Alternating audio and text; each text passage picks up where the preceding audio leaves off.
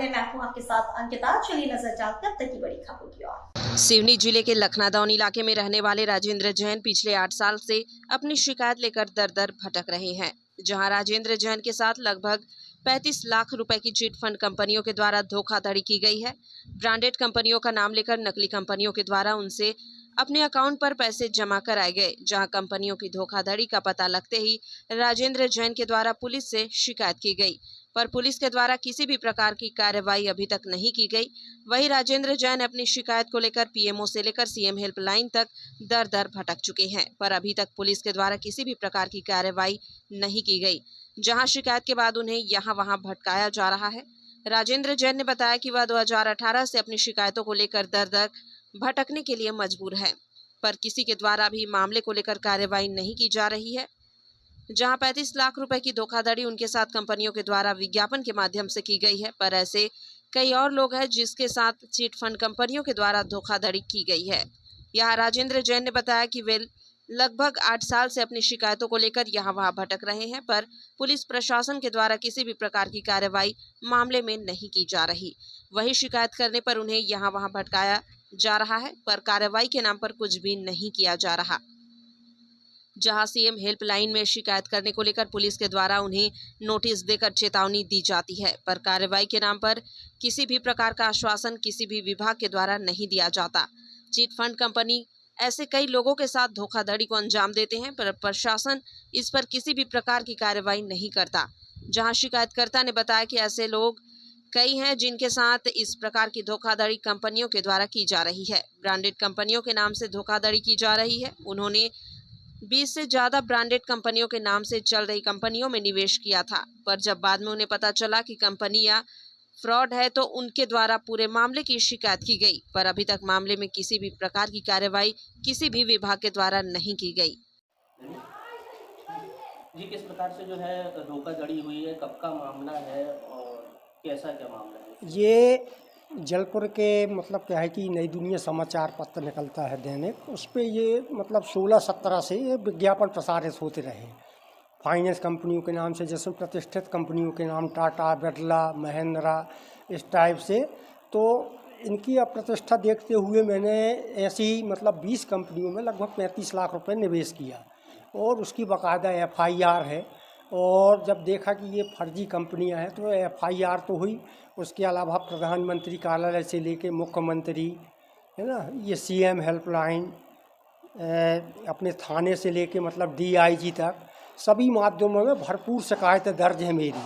मगर देखने में आया कि जैसे उदाहरण बता रहा हूँ, प्रधानमंत्री कार्यालय से 5 बार मैंने शिकायत दर्ज किया मान लो, तो एक बार मुख्य सचिव को अग्रेसित हुई, एक बार गृह सचिव को और एक बार डायरेक्टर सीएम हेल्पलाइन को, मगर कहीं से कोई भी मतलब सकारात्मक सहयोग नहीं, ना थाने से लेके मतलब कहना चाहिए कि किसी भी प्रकार का सहयोग नहीं। जन सुनवाई में भी आवेदन लगा चुका हूँ, वहाँ भी कोई मतलब कहना चाहिए कि सहयोग नहीं मिलता। शिकायत फॉरवर्ड कर देना ही मतलब क्या है कि समाधान समझा जाता है। सीएम हेल्पलाइन का उदाहरण बताता हूँ कि शुरू से कम बहुत सी 6-7 सीएम हेल्पलाइन किया पुलिस विभाग के खिलाफ, तो सिर्फ आश्वासन दे के वापस करवाती है। जब देखा कि अब वो फ़ोन संपर्क पे और मौके को उस पर बात नहीं बन रही, तो एक बार उन्होंने नोटिस जारी किया कि आपने पोर्टल का दुरुपयोग किया है, 2 सीएम हेल्पलाइन दर्ज करवाई।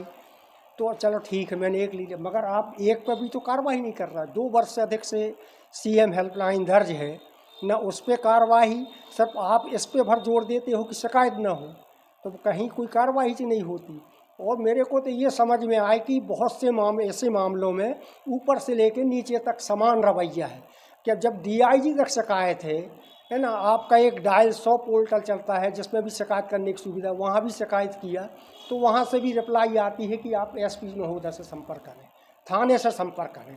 तो भाई ये उच्च स्तरीय माध्यम किस लिए बनाए गए हैं, न कहीं जब सुनवाई नहीं होना है। किस प्रकार से प्रलोभन दिया गया है कंपनियों में?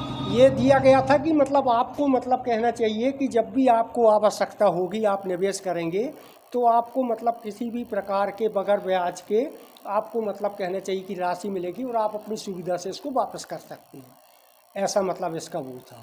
सभी कंपनियों में ऐसे? हाँ, सभी कंपनियां लगभग। इसमें अब ये कंपनियों में भी देखो आप, किसी में आरबीआई का चिन्ह है, किसी में शासकीय चिन्हों का उपयोग है ना, नोटरी है, क्या कहते हैं, स्टाम्प पेपर में मतलब वो है, यदि मतलब ये सब फर्जी हैं तो ये तो बहुत बड़ा मतलब का है कि स्कैंडल है। इसकी बाकायदा पूरी विस्तृत जांच की जानी चाहिए कि इतना बड़ा घोटाला का मामला कैसे चल रहा है। लगभग कितने साल से चक्कर काट रहे हैं जी? मैं लगभग ये समझ जाओ आप 2017 से ये 25 हो गए, मतलब 8 वर्ष तो लगातार हो गए मेरे को।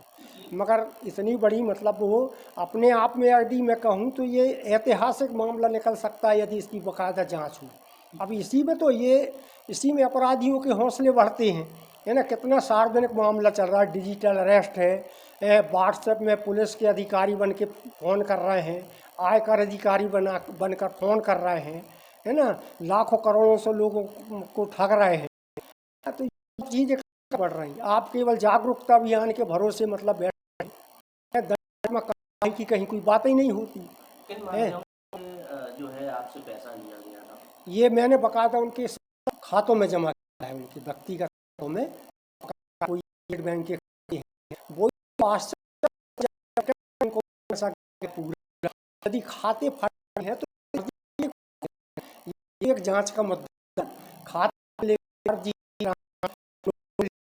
है, फर्जी मतलब आरबीआई के मतलब मोनों का उपयोग, शासकीय चिन्हों का उपयोग, ये क्या कार्रवाई के आधार नहीं बनते? फर्जी विज्ञापन, बड़ा स्कैम है ये बहुत। हाँ बिल्कुल। आरबीआई अब मतलब क्या है कि भी मान रही है, मेरे को रिटर्न में दिया है कि ये फर्जी विज्ञापन मतलब प्रसारित किए जा रहे हैं प्रतिष्ठित कंपनियों के नाम से। आपने पुलिस विभाग को लिख के पीछा छुड़ा लिया। जब आपको बैंकिंग गैर बैंकिंग क्षेत्र में अधिकार है तो आपको तो दखलंदाजी देना था ना कि भाई ये मतलब कैसे चल रहा है।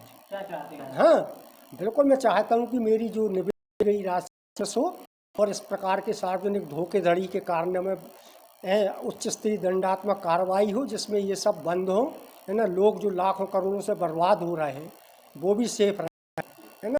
तो मेरे द्वारा जो शासन प्रशासन से निजी साधनों से मतलब मेरी आर्थिक क्षतिपूर्ति की मांग की गई है, उसकी पूर्ति की जाए। जन सुनवाई में 3 बार जा चुका हूँ मैं, कहीं कोई सुनवाई नहीं होती।